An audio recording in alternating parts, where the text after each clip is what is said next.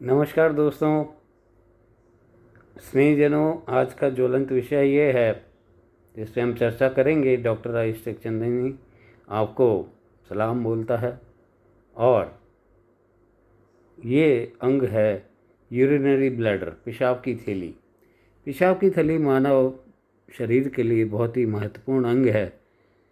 ये कूल्हे की हड्डी के बीच में, पेट के नीचे, और प्यूबिक बोन, श्रोणि कहते हैं जिसे जघन्य हड्डी भी कहते हैं, के बीच में पीछे की तरफ होती है।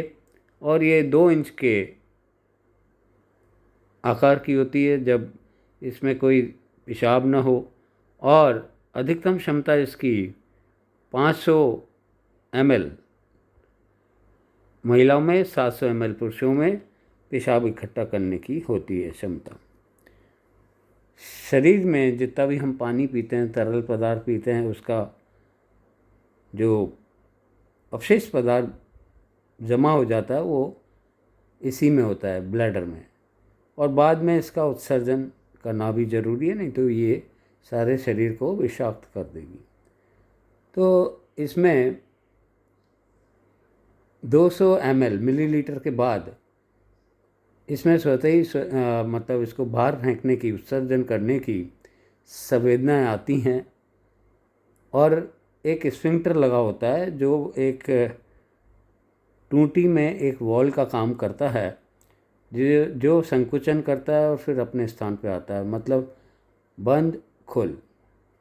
बंद का मतलब ये होता है कि इंसान अपने जो है शक्ति से, अपनी इच्छा शक्ति से, अपनी फिज़िकल एक्टिविटी से उसको बंद कर सके। और खोलने का भी मतलब ये होता है उत्सर्जन कर रहा है। ये जो प्रक्रिया है काफ़ी हद तक मनुष्य के पास होती है। 500 ml जो होता है वो पुरुष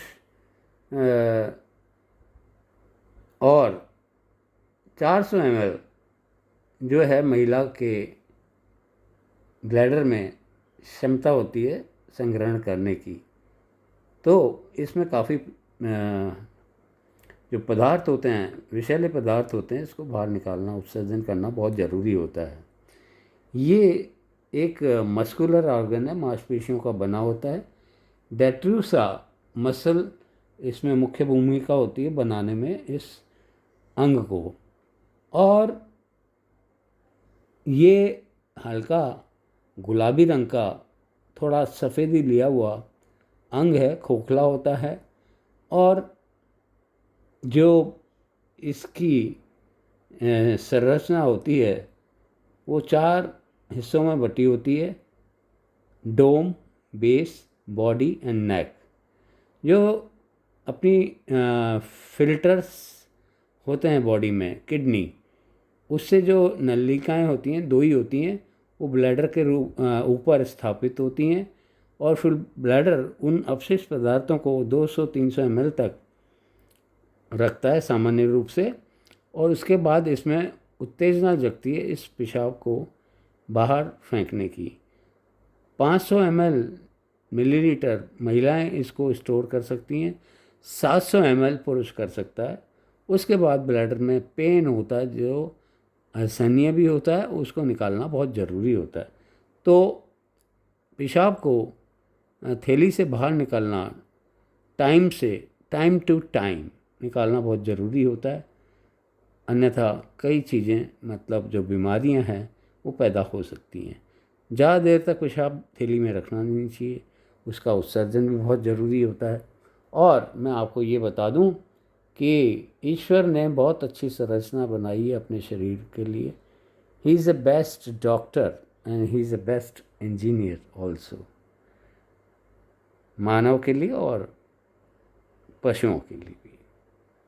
तो मैं ये कहता हूँ कि आप इसको सामान्य अंग ना समझें। इसमें स्व उत्तेजना होती है। और इसमें जो मुख्य बीमारी होती हैं वो होती है इनकंटिनेंस ऑफ यूरिन, मतलब पेशाब बाहर निकल ही नहीं रहा है, उसके कारणों पे जाना पड़ेगा। और दूसरा ये होता है, इसमें संक्रमण होता है, मुख्य रूप से mixed fungal infection, bacterial infection और वायरल इन्फेक्शन। वो पेशाब में जलन भी पैदा करते हैं बर्निंग सेंसेशंस आती हैं। उसके बाद मुख्य रूप से जो है वो स्टोन्स होते हैं, पथरियाँ होती हैं। तो आप ये सोचिए पथरी भी हो, पेशाब बाहर निकल रहा है, बड़ी विकट समस्या होती है। बहुत ही it is a type of an emergency, you must go to the hospital and take consultancy from doctor concern. तो ये जो है इसमें पथरी भी हो जाती है, मैंने जैसे आपको बताया। और यूरिन के, पेशाब के कलर अगर चेंजेस होते हैं, उसमें कोई परिवर्तन होता है, वैसे हल्का पीला रंग लिया हुआ होता है, वो अगर गाढ़ा पीला हो जाए या कॉफ़ी कलर हो जाए या उसमें ब्लीडिंग होने लग जाए या दूधिया कलर का हो जाए, विभिन्न प्रकार की बीमारियों का द्योतक होता है। उसको भी अपन यूरिन कल्चर, यूरिन टेस्ट इस तरह से कराते हैं, जो माइक्रोस्कोपिक भी होता है और उसके लिए केमिकल भी डाल के टेस्ट करते हैं। ये वो योग्य डॉक्टर ही बताएंगे, अभी बहुत लंबा विषय हो जाएगा इसलिए मैं इसको छोड़ रहा हूँ। और दूसरी बात ये है कि अपने जो शरीर में है बहुत ही विषाक्त पदार्थ बनते हैं, खास करके पेशाब में। तो इसको इधर उधर ना डोलें, आप सेफ जगह पे जाएं जो साफ़ सुथरी हो, घर में या बाहर जो वहाँ पे स्थान बनाए गए उसको यूज़ करें। खुले में पेशाब करना दूसरों को बीमारी का न्योता देना, ये ना करिए प्लीज़। ये समाज के लिए और आपके लिए भी ज़रूरी है। तो इसमें अगर थैली बन जाए, थैली में अगर पथरी हो जाए और उसके लिए फिर अपन क्या है कि कैंसर में भी परिवर्तित हो जाती है, दीवारों पे लगातार इंजरी होती रहती है, हताहत होते रहते हैं। तो उसके लिए बायोप्सी वगैरह अपन लेते हैं जो कैंसर की जांच के लिए होती है। जांच करने के लिए अपन इसको सिस्टोस्कोप से भी जांच करते हैं अंदर कितना डैमेज हुआ है। और फाइनली अगर इसमें खूब खराबी हो जाती है ब्लैडर में, तो अपन एसटीसी करते हैं, सब टोटल सिस्टोटमी। तो वो टोटल भी होती है, पार्शियल भी होती है, मतलब कम भी होती है, मतलब थैली को निकालने का कुछ पार्ट्स को, और पूर्ण रूप से भी होती है। और ये बहुत विकट समस्या है। पेशाब की थैली में इनकंटीनेंस हो जाता है, तब पेशाब की थैली का जो पेशाब है वो उसका उत्सर्जन नहीं हो रहा है। तो ये बहुत विकट समस्या होती है, सर्जरी की एक प्रॉब्लम भी हो सकती है बाद में। तो आप पेशाब की थैली को अन्यथा न लें, आप उसका समय समय पर अल्ट्रासोनोग्राफी भी कराएं, और जैसे कि आपको डॉक्टर बताते हैं, क्योंकि इसको संभालना आपका ही काम है।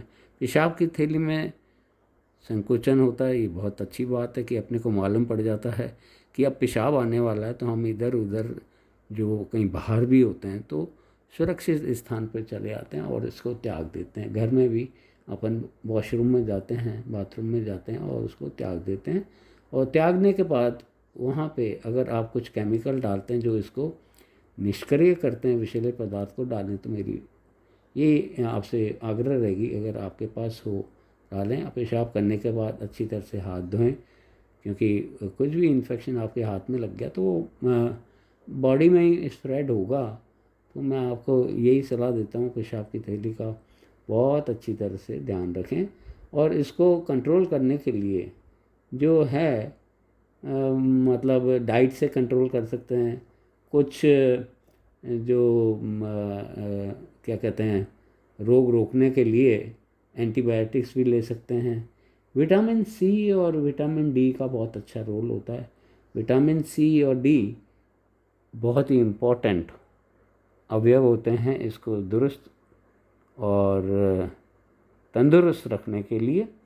और जो इसमें बिहेवियरल चेंज होते हैं वो डॉक्टर बताते हैं कि आपका बिहेवियर कैसे होना चाहिए उत्सर्जन के लिए, या जब स्टोर होता है तो वो मतलब एक तरह से वो आपको प्रैक्टिस में लाना चाहिए।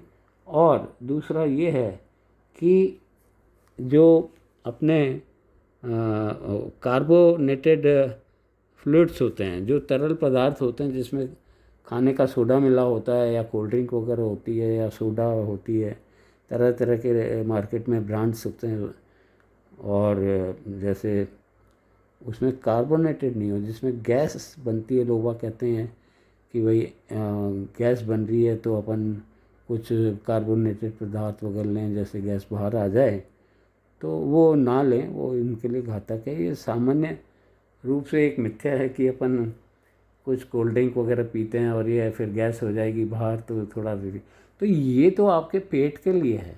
अपन बात कर रहे हैं यूरिनरी ब्लैडर की, पेशाब की थैली। तो कार्बोनेटेड जो ड्रिंक्स होती हैं, पेय पदार्थ होते हैं, उसके लिए घातक है। कृपया इसको ना करें, मेरी यही सलाह है। आपको पुनः एक बार अच्छे जीवन की कामना करता हूँ। आपका जीवन और शरीर निरोगी रहें, आप दूसरों के काम में आएँ, यही आज की मतलब डिमांड है। आज की जो यूँ कहते हैं, आज का वैश्विक परिप्रेक्ष्य देखें तो जहाँ तहाँ विभिन्न प्रकार की नई नई बीमारियों की खोज हो रही है, अन्वेषण करते हैं, उनके लिए दवाई खोजते हैं। तो समाज पे या साइंस पे ज़्यादा बोझ न डालें। आपके जीवन में साइंस कम हो, आपके जीवन में सर्जरी कम हो, यही मैं भगवान से दुआ मांगता हूँ, दिल से, तहे दिल से मांगता हूँ कि आप स्वस्थ रहें और अपना सामान्य जीवन जो ईश्वर ने दिया है उसको सलाम करते हुए गुजारें। बोल भी दो, आप बोलो, चलो अपन दोनों ही बोलते हैं। जय श्री कृष्ण, जय श्री कृष्ण, राधे राधे, नमस्कार।